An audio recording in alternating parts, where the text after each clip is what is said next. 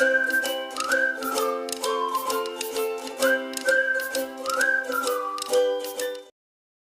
And welcome students. इस video में हम लोग पढ़ेंगे सीजी बोर्ड क्लास 8 साइंस के मॉडल क्वेश्चन पेपर को। ये थर्ड वाला सेट है मॉडल क्वेश्चन पेपर का। इससे पहले हम लोग सेट 1 और सेट 2 को ऑलरेडी कवर कर चुके हैं। 4 डिफरेंट पार्ट्स में आपको वो वीडियो मिलेगा, जैसे सेट 2 के लिए 2 पार्ट और सेट 1 के लिए 2 पार्ट में आपको वो वीडियो मिलेगा। अगर आप वो वीडियो नहीं देखे हो तो उसका लिंक डिस्क्रिप्शन में है, जहाँ पे आपको साइंस का प्लेलिस्ट दिखेगा। आप वो वाले प्लेलिस्ट को क्लिक करना और उस प्लेलिस्ट में सबसे नीचे जाना और वहाँ पे आपको वीडियोस मिलेंगे मॉडल क्वेश्चन पेपर्स के। अब यहाँ पे हम लोग पढ़ेंगे सेट 3 को। इंस्ट्रक्शंस वही सारे रहेंगे जो हम लोग सेट 1 के पार्ट 1 में देखे थे। अभी स्टार्ट करते हैं यहाँ पे क्वेश्चन से। तो ऑब्जेक्टिव टाइप क्वेश्चन पहले दिया है, simple voltaic cell electrolyte is, मतलब एक सिंपल वोल्टिक सेल जो होता है ना, उसमें जो इलेक्ट्रोलाइट यूज़ हो रहा है वो क्या है, ये आपको बताना है। देखो, ऑब्जेक्टिव वाले क्वेश्चंस टोटल आपको 6 मिलते हैं, जो कि यहाँ पे आपको दिया हुआ है ये 6 क्वेश्चंस। तो ये आपको उतना वहाँ पे आंसर करना होगा। तो सिंपल वोल्टिक सेल में इलेक्ट्रोलाइट के फॉर्म में यूज़ होता है डाइल्यूट सल्फ्यूरिक एसिड। तो आपका आंसर हो जाएगा option A, dilute sulphuric acid. Then उसके बाद में the fuel used in heavy vehicles are buses as buses and trucks are, मतलब बस और ट्रक में जो फ्यूल यूज़ होता है, ये जो हैवी व्हीकल्स हैं इनमें जो फ्यूल यूज़ किया जाता है वो कौन सा है। तो आपको पता होगा कि हैवी व्हीकल्स में डीजल यूज़ किया जाता है। तो आंसर हो जाएगा option C, diesel. Then incubator are used, मतलब इनक्यूबेटर का यूज़ क्यों किया जाता है। तो यहाँ पे मतलब कहाँ पे यूज़ होता है, क्योंकि यहाँ पे तो जगह दिया हुआ है ना पूरा। तो किस जगह पे यूज़ किया जाता है, तो आपको पता होगा कि इनक्यूबेटर्स में मतलब एक तरीके का हम लोग इसको बोलते हैं आर्टिफिशियल हाइव होता है, जहाँ पे बीज को रखा जाता है। तो आंसर आपका हो जाएगा इन एपीकल्चर, क्योंकि एपीकल्चर पता है ना, बी बी को रियर करने वाला प्रोसेस है। तो बीज को इनक्यूबेटर्स में रखते हैं आर्टिफिशियली, हनी बनाने के लिए और वैक्स बनाने के लिए। तो यहाँ पे आपका answer option D, apiculture. Then the disease caused by a protozoa, protozoa से होने वाला डिजीज आपको पता है कि डाइसेंट्री भी है, मलेरिया भी है और डायरिया भी है। तो आंसर हो जाएगा option D, all of these. Then which of the following diet is suitable for teenagers, teenagers के लिए कौन सा डाइट जो है वो सुटेबल है। अब देखो, चपाती, नूडल्स, चॉकलेट, ऑब्वियसली आपको कभी भी कोई बोलेगा नहीं कि नूडल्स और चॉकलेट खाओ, तो ये ऑप्शन वैसे ही गलत हो जाएगा। देन चपाती, दाल, वेजिटेबल्स, दिख रहा है सब कुछ हेल्दी हेल्दी है, तो आप यहाँ पे टिक कर सकते हो। राइस, नूडल्स एंड चिप्स दिया है, तो नूडल्स और चिप्स नहीं बोलेगा ना कोई, तो फिर ये गलत हो जाएगा।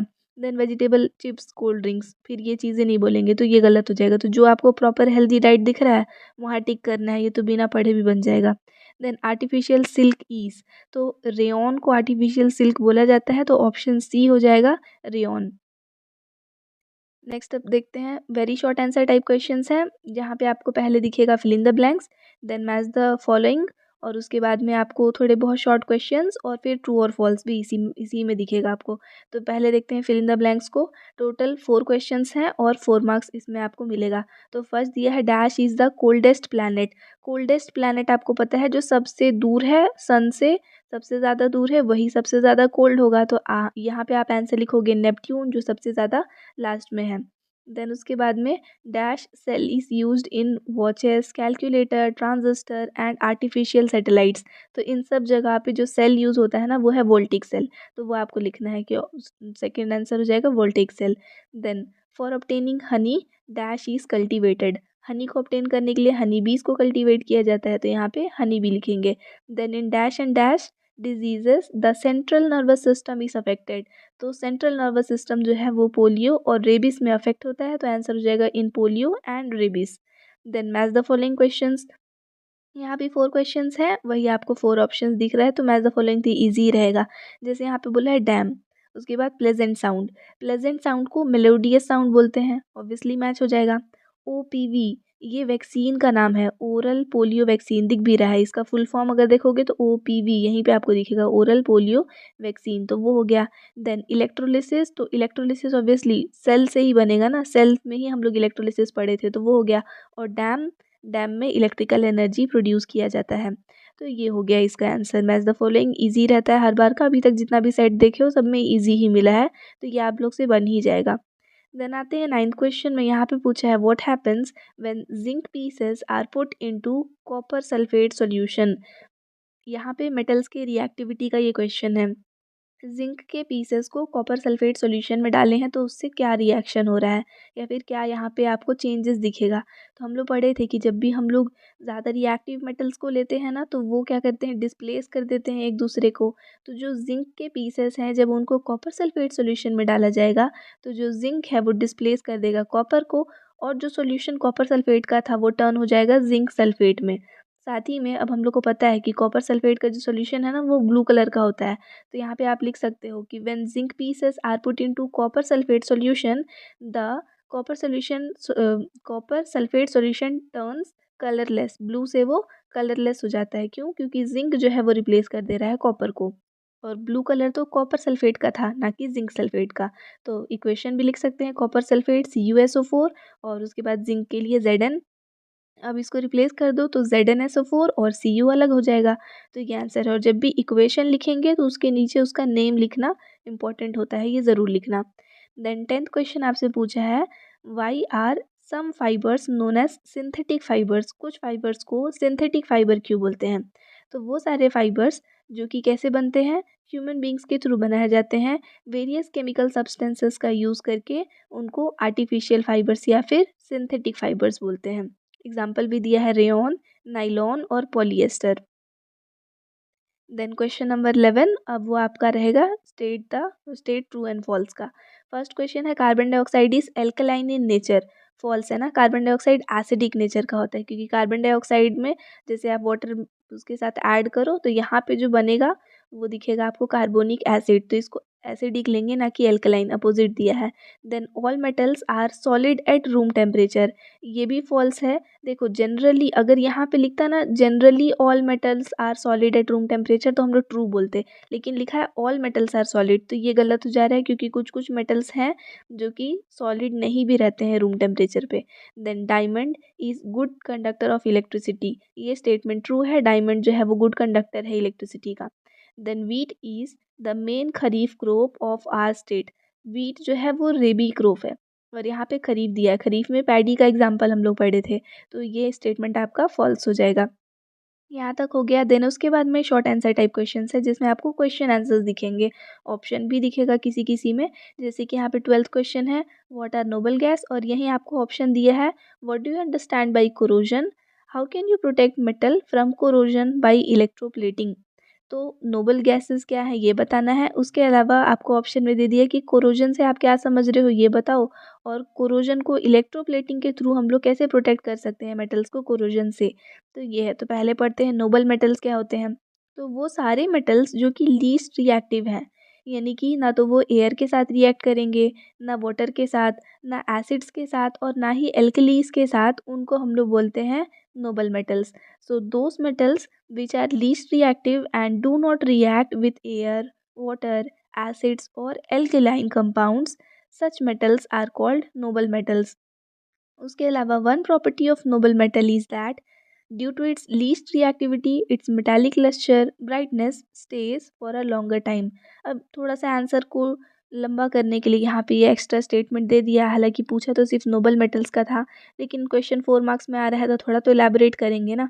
तो कोई भी यहाँ पे इसको एक्सटेंड कर दिया कि नोबल मेटल्स का एक स्पेशल प्रॉपर्टी होता है कि क्योंकि वो लीस्ट रिएक्टिव है, इस वजह से उनका जो मेटालिक लेस्चर है, मतलब उनमें जो ब्राइटनेस होता है वो लॉन्ग टाइम तक बने रहता है।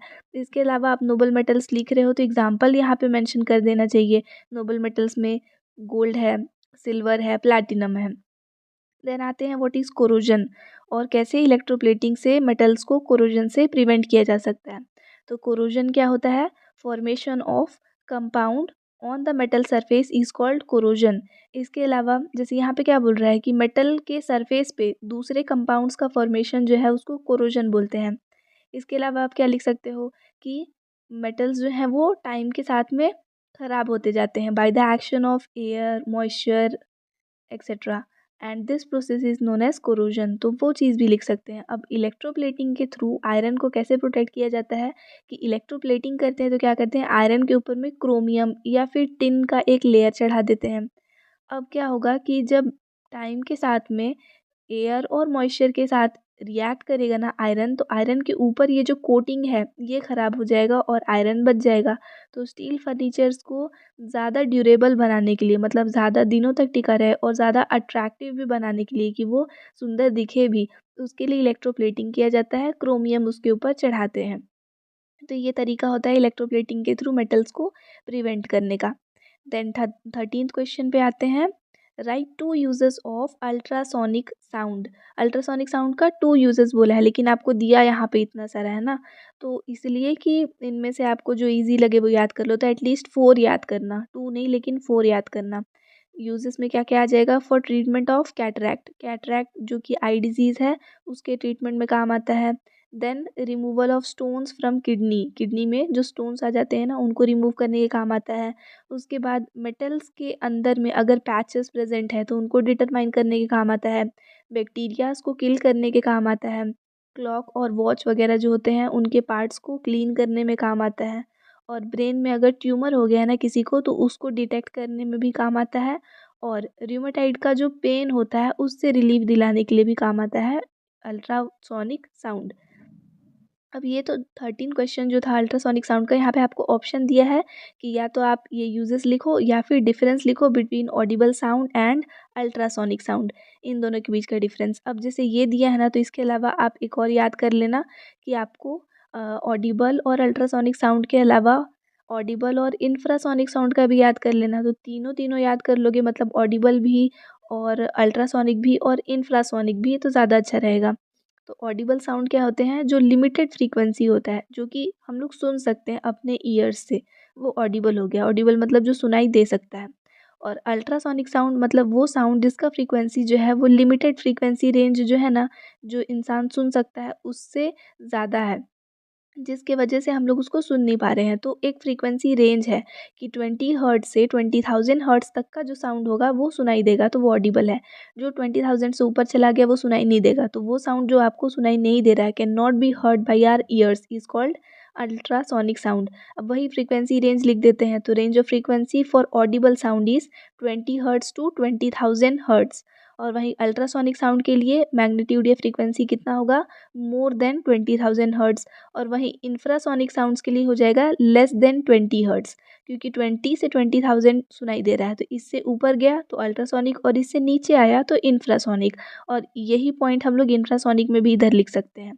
तो ऐसा करके आप तीनों को याद कर लो, ताकि अगर आपको ऑडिबल के साथ दोनों में से किसी को भी कंपेयर करने दिया तो आप कर सको। देन क्वेश्चन नंबर 14 में आते हैं। यहाँ पे पूछा है what do you understand by long sightedness and how can it be rectified. ये मैं आपको लेसन के एक्सप्लेनेशन में भी पढ़ाऊंगी, जैसे इस वीडियो के बाद में। लेसन तो मैं एक्सप्लेन कर दी थी आपको ये वाला, लेकिन इसके क्वेश्चन आंसर्स रह गए थे, तो वो वीडियो आपको इसके हाल फिलहाल में ही मिलेगा। तो वहाँ पे भी आपको ये लॉन्ग साइटेडनेस वाला क्वेश्चन मिल जाएगा, आप वो भी देख सकते हो। नहीं तो यहाँ भी जो दिया है इसको भी पढ़ लेते हैं। तो लॉन्ग साइटेडनेस से आप क्या समझ रहे हो और उसको कैसे रेक्टिफाई कर सकते हैं, मतलब सही कर सकते हैं। तो कुछ पर्सन ऐसे हैं ना जिनको कि दूर की चीज़ें जो हैं वो क्लियरली नज़र आती है, लेकिन वो सारी चीज़ें जो पास में है वो उनको क्लियरली नज़र नहीं आता है, क्योंकि जो उनके आई में जो इमेज बन रहा है वो रेटिना के पीछे कहीं जा कर के बन रहा है। इस डिफेक्ट को ही लॉन्ग साइटेडनेस या फिर हाइपरमेट्रोपिया बोलते हैं। ये डिफेक्ट जो है उसको रेक्टिफाई करने के लिए कॉन्वेक्स लेंस यूज़ किया जाता है, ताकि जो इमेज जो कि कहाँ फॉर्म हो रहा था, रेटिना के बिहाइंड जाके फॉर्म हो रहा था, जैसे यहाँ आपको दिख रहा है रेटिना यहाँ पे है, यहाँ इमेज बनना चाहिए था, लेकिन उसके पीछे कहीं जाके इमेज बना है पॉइंट पी पे। तो इसको रेक्टिफाई करने के लिए कॉन्वेक्स लेंस यूज़ करेंगे, जो कि इमेज को रेटिना पे फॉर्म कर देगा। तो ये उस आई का डायग्राम है जिसमें लॉन्ग साइटेडनेस है, तो दिख रहा है कि इमेज पीछे कहीं जाके बना। और उसके बाद रेक्टिफिकेशन का भी एक ड्राइंग यहाँ पे बनाएंगे। इसमें आपको दिख रहा है रेक्टिफाई करने के बाद कि जब ये लेंस लगाए हैं तो इमेज जो है वो रेटिना पे जाके बन रहा है, तो वो ऑब्जेक्ट्स जो है वो क्लियरली विजिबल हो जाएंगे। तो ये हो गया इसका। देन उसके बाद में फिर नेक्स्ट क्वेश्चन में आते हैं। Define principal focus, optical centre और फोकस, ये तीन चीज़ का डेफिनेशन आपसे पूछा है। प्रिंसिपल एक्सिस क्या है, ऑप्टिकल सेंटर क्या है और फोकस क्या है। पहले देखते हैं प्रिंसिपल एक्सिस। देखो और वाला क्वेश्चन है ना, तो या तो आप वो लॉन्ग साइटेडनेस वाला अटेम्प्ट करते या फिर इसको। तो प्रिंसिपल एक्सिस क्या होता है? ये लाइन होता है जो जॉइन करता है दो सेंटर ऑफ कर्वेचर के, जो कि बोथ सरफेसेस के बन रहे हैं। जैसे हम लोग क्या बोलते हैं, लेंस कैसे बना है, ये वाला जो पार्ट है ना इसका, ये किसी एक सर्कुलर का था, ये वाला जो पार्ट है वो किसी दूसरे सर्कल का था। तो ये जो दोनों सर्कल्स हम लोग बना रहे हैं उनका जो सेंटर होगा, उस सेंटर को जॉइन करता हुआ जो लाइन क्रॉस होता है उसको बोलते हैं प्रिंसिपल एक्सिस। दोनों टाइप के लेंस के लिए, जैसे यहाँ पे भी हम लोग सर्कल्स बनाएंगे तो उनका सेंटर ले रहे हैं, तो जो ज्वाइन कर रहा है वो हो गया principal axis. Line joining the centre of curvature of both the surfaces. उसके बाद नेक्स्ट आते हैं ऑप्टिकल सेंटर क्या होता है। तो ऑप्टिकल सेंटर क्या है, the centre of the lens from where ray passes without bending. तो जो भी लेंस हम लोग लिए उसका जो सेंटर होगा, जहाँ से कोई भी रे ऑफ लाइट जो है वो बिना बेंड हुए चला जाता है, उसको बोलते हैं optical centre. Then principal focus क्या है, तो द पॉइंट एट विच, यहाँ पे ई जो है वो इसके साथ होगा ना, द पॉइंट है, तो the point at which light rays parallel to the principal axis after passing through a lens converge in convex lens and appear to diverge in concave lens is called principal focus। Focus क्या होता है, principal focus तो वो point है जहाँ पे जो भी रे ऑफ लाइट्स आते हैं ना, जो कि प्रिंसिपल एक्सिस के पैरेलल है, जैसे ये प्रिंसिपल एक्सिस है तो इसके पैरेलल में जो भी रे ऑफ लाइट आया है वो जिस जगह से जाकर के कन्वर्ज होता हुआ नज़र आएगा, किसके केस में, कॉन्वेक्स लेंस के केस में, या फिर जिस जगह पे जाकर के वो आपको डाइवर्ज होता हुआ नज़र आएगा वो भी किस केस में, तो वो आपको दिख रहा है कॉन्केव लेंस के केस में, वो वाले पॉइंट को ही हम लोग क्या बोलते हैं, प्रिंसिपल फोकस। तो ये यहाँ पे पूछा था। देन नेक्स्ट आपको लॉन्ग क्वेश्चन आंसर्स जो हो रहे हैं, मतलब क्वेश्चन नंबर 15 से जो आएगा वो हम लोग नेक्स्ट वाले वीडियो में डील करेंगे।